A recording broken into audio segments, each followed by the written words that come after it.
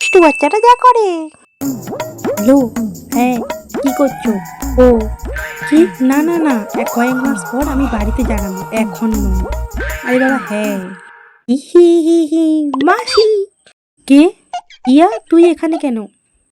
তো বললো মাসির কাছে যা, ফোন দেখতে দেবে। কেন, তোর মায়ের ফোনটা কোথায়?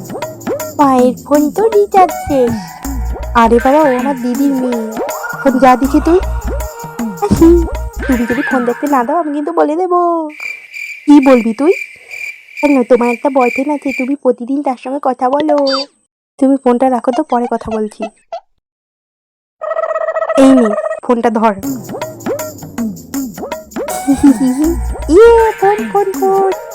এবার যা এখান থেকে। ফোন আমি যাবো না, এখানেই বসে রাখবো। উফ, এই মেয়েটার জ্বালায় আর পারা যায় না।